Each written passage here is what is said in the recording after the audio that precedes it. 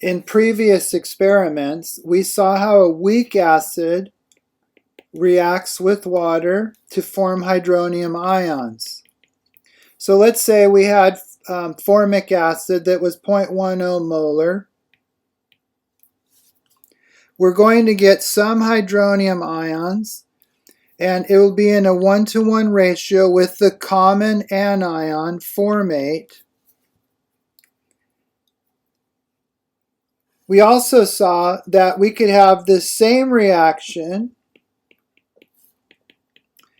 but we could also start with some of the common anion.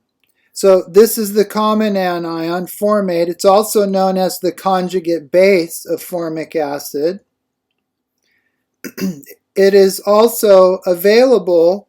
We could add sodium formate, and instead of just starting off with the acid and no salt, no conjugate base, we could start off with the acid and have an equilibrium with the conjugate base.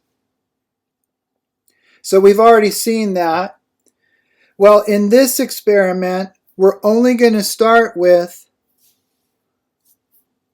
the salt, which is the conjugate base, which is also known as the common anion. So if we start with sodium formate, what will happen? Obviously, the sodium is a spectator ion, but because formate is the anion of a weak acid, it will react with water a little bit. And it will take a hydrogen from the water, just one, and it will form the weak acid, formic acid, plus hydroxide ions. Now this is going to be in small amount, but an equilibrium will be set up. We call this reaction of the salt with water, this is called hydrolysis. Hydro meaning water, and lysis means to cut or to react with. So water is reacting with the anion. In the case of chloride plus water, we are not going to get HCl because that's a strong acid, so that's not going to happen. That's no reaction. But in the case of a weak acid, if we start with a conjugate base, it will form some hydroxide.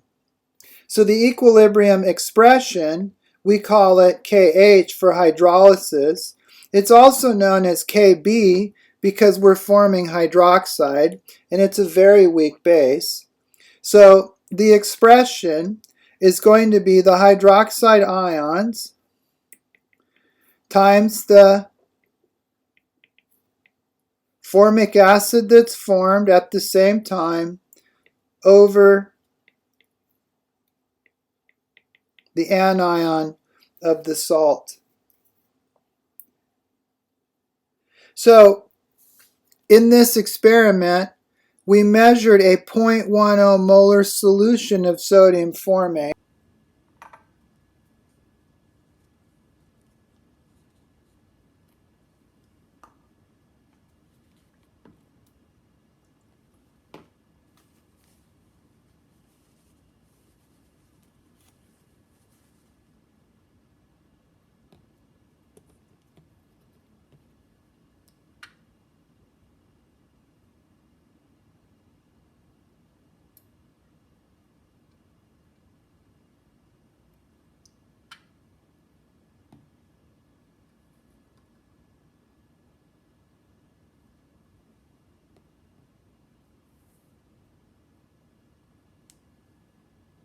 With the pH pen, and the pH was 8.01. That's the experimental value.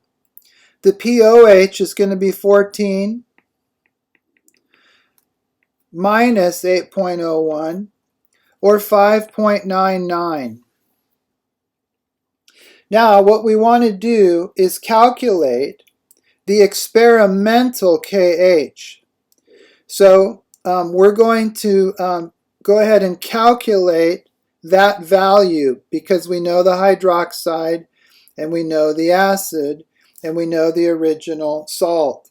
So here's our equilibrium equation.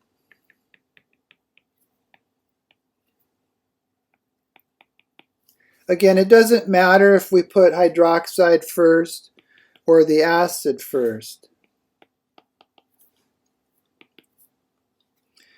So our initial concentration, this comes from the sodium formate,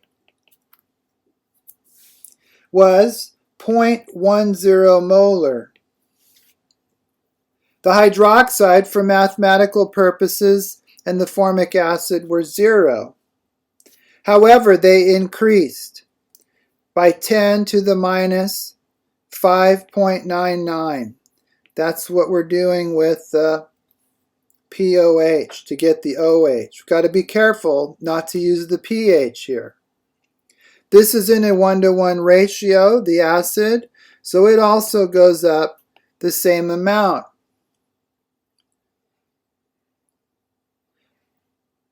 The formate ion goes down by 10 to the minus 5.99. So 10 to the minus 5.99 with 2 sig figs, so we have 2 significant digits after the decimal point with pH and POH. So we have 2 significant digits. It's 1.0 times 10 to the minus 6. That's how much those went up, and that will be the equilibrium concentration. This is going to be 0.10 minus 1.0 times 10 to the minus 6. So if we want to determine KH, which can also be called a KB in this case, because we're forming hydroxide ions, we're going to take 1.0 times 10 to the minus 6 squared. That's those values.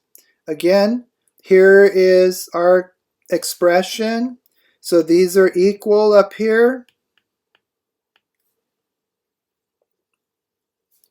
That's why it's squared over 0.10 minus 1.0 times 10 to the minus 6. Those are our equilibrium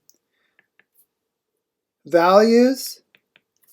And so KH, the hydrolysis equilibrium constant, is 1.0 times 10 to the minus 11.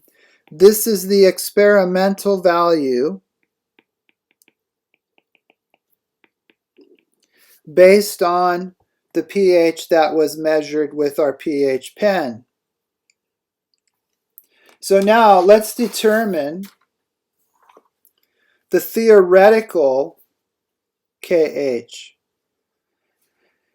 If it was in the book, what would the book say? How would it come up with this? Well, first of all, hydrolysis constants are not in the textbook. You have to determine it yourself. So let me show you how to do that. We're going to review that Kw is equal to hydroxide times hydronium, which equals 10 to the minus 14. We're going to use that. If you remember, Ka for formic acid is going to be hydronium times our conjugate base all over the original acid. Okay, now if we were to take Kw over Ka, here is what we would end up with. Hydroxide times hydronium. Okay, then our Ka gets flipped over because it's on the bottom. So we're going to put the acid, formic acid, on top. And then on bottom goes hydronium. You can see that's going to get canceled. And our formate ion. So if we cancel the hydronium, what we're left with right here, it's very important to see this. What we're left with is our hydrolysis constant.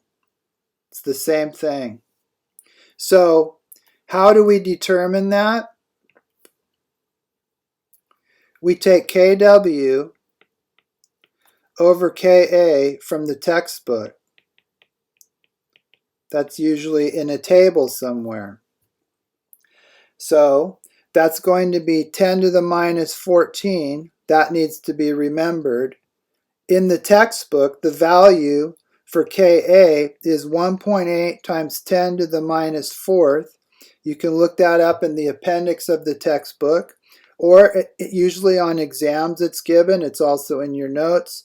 So this is what the constant, hydrolysis constant, equals 5.6 times 10 to the minus 11. Now just think about this value. 10 to the minus 11 is very, very, very small. So this reaction that we're looking at here, this reaction is not going to occur a lot. We're mostly going to see the left side at equilibrium. So now I want to calculate the theoretical pH. Let's start with the KH from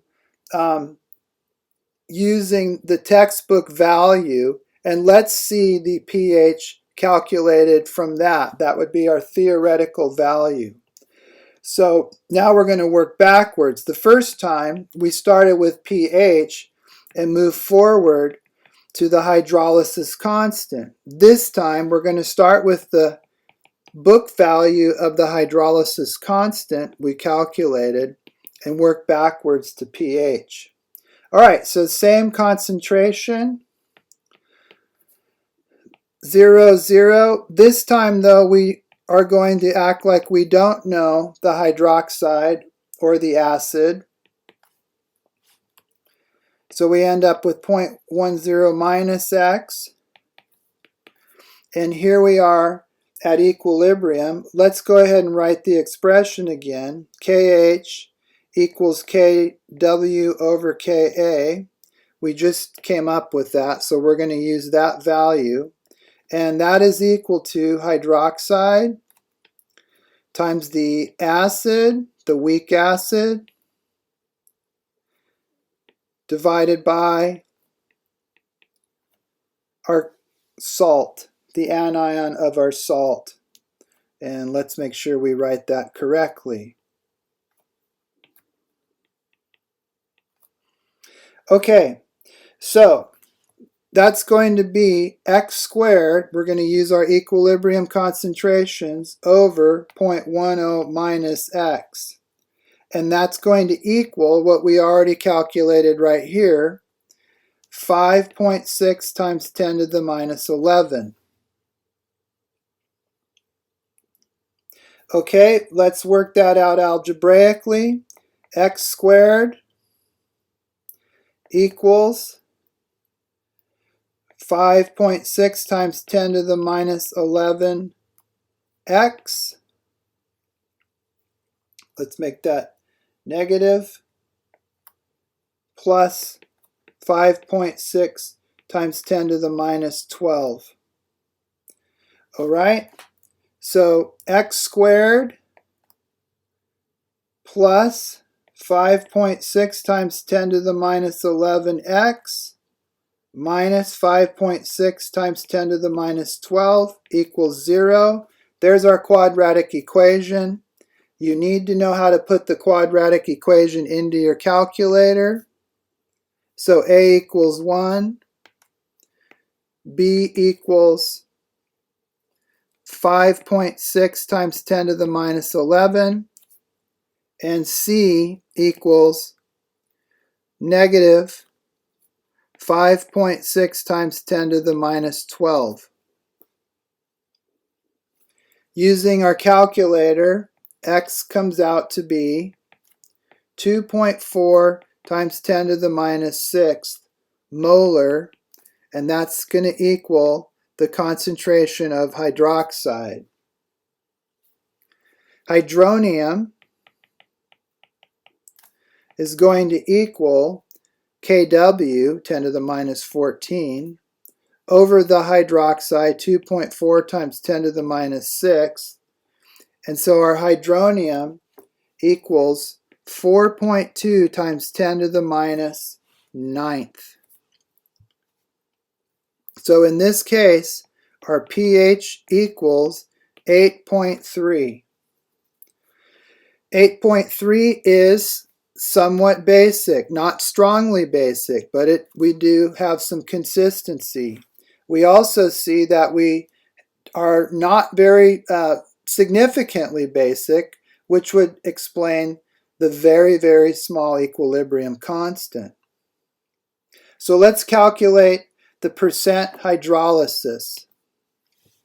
The percent hydrolysis is going to equal the concentration of hydroxide that was formed in that original equation, we just calculated it, divided by the original, okay, the original concentration of our salt. So that's going to times 100. So that's going to equal our X, 2.4 times 10 to the minus 6 molar hydroxide, divided by the original concentration of our salt, times 100. And so it turns out to be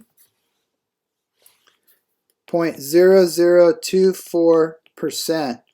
Very small percent hydrolysis, which would seem to be consistent with a very, very small equilibrium constant.